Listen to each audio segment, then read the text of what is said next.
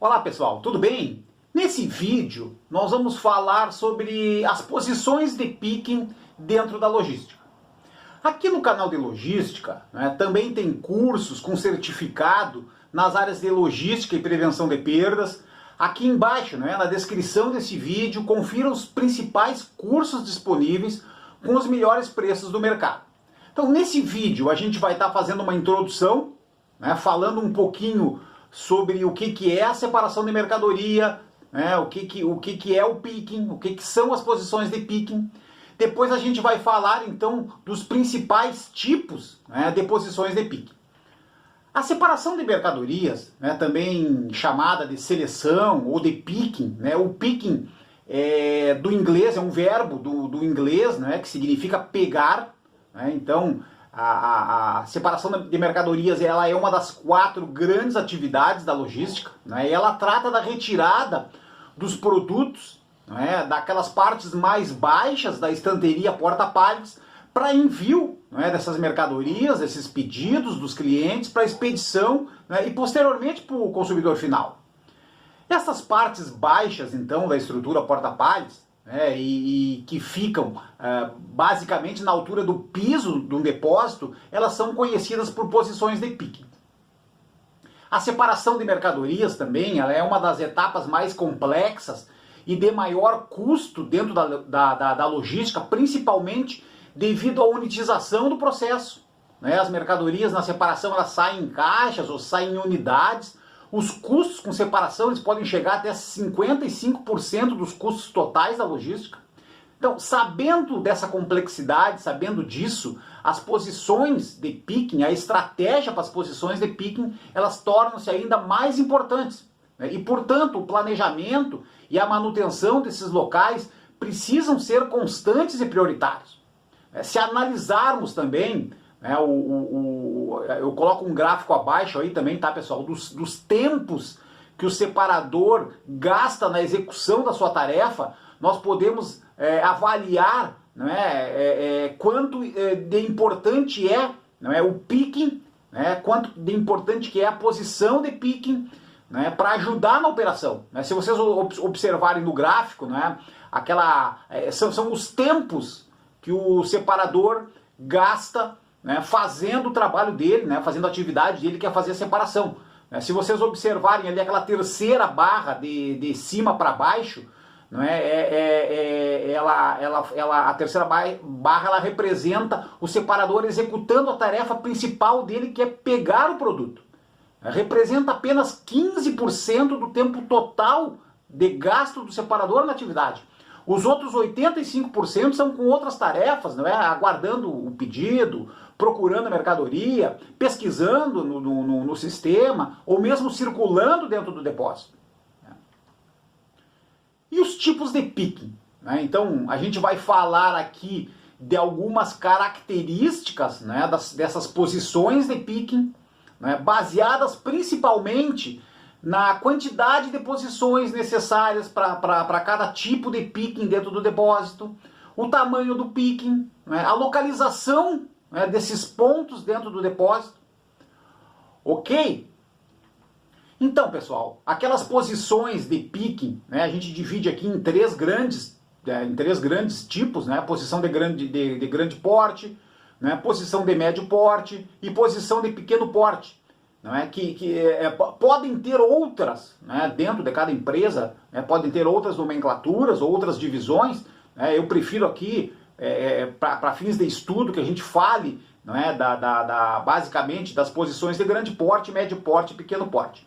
As posições de grande porte, então tratam-se das posições que vão abrigar os itens de maior giro dentro do estoque, aqueles itens que mais vendem dentro das empresas.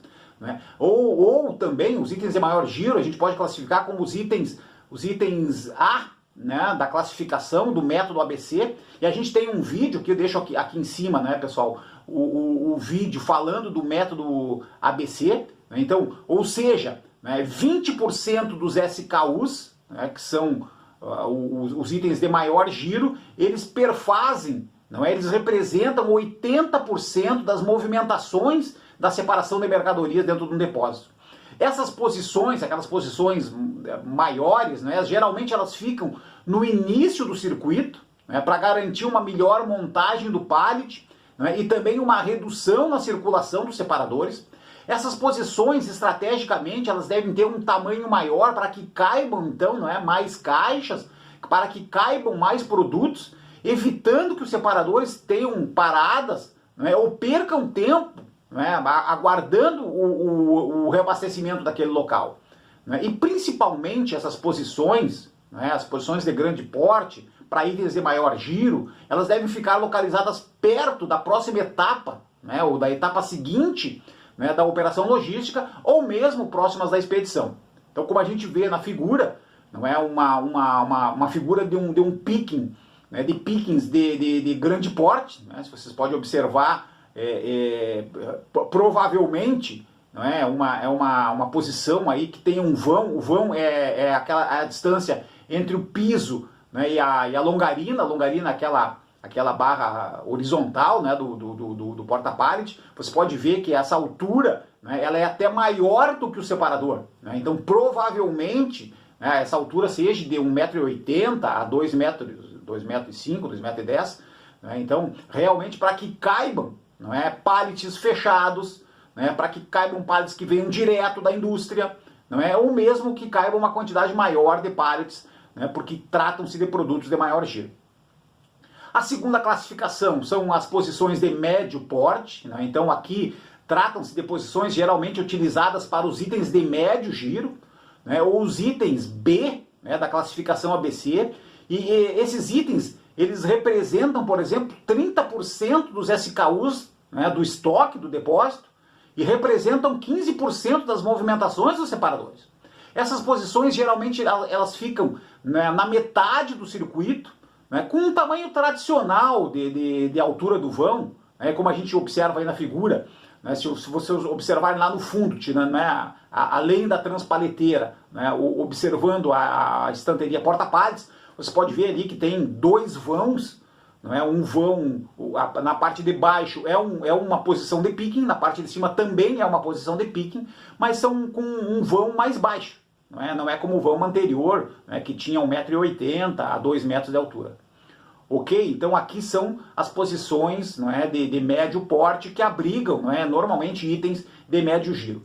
E por fim, né, pessoal, as posições de pequeno porte. Então aqui tratam-se de posições geralmente utilizadas para aqueles itens de baixo giro, não é, ou os itens C da classificação ABC, não é, e que esses itens, não é, eles representam 50%, né, dos SKUs do estoque, né, então metade dos SKUs do estoque, mas eles perfazem somente 5% das movimentações dentro do depósito. Então essas posições geralmente são de pequeno porte, né, num formato de gaveta ou de escaninho, e elas podem demandar estruturas especiais para garantir, não é, já que é 50% dos itens, dos SKUs do estoque, precisa ter uma quantidade elevada de posições, não é? E essas posições, pessoal, elas podem ser localizadas, então, no final dos circuitos, não é? E são mercadorias que podem compor, não é, a parte final, né, a parte mais alta, né, da montagem de um pallet no circuito de separação.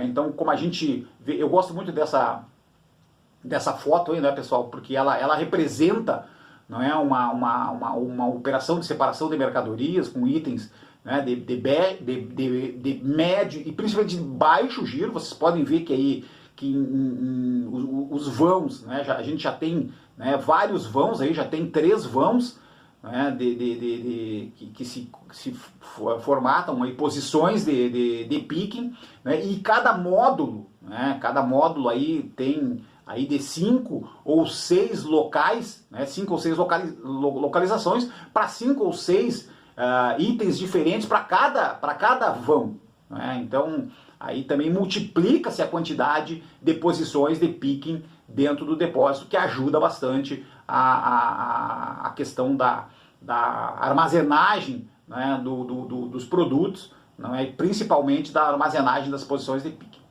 Ok? Pessoal, então, obrigado pela participação nesse vídeo.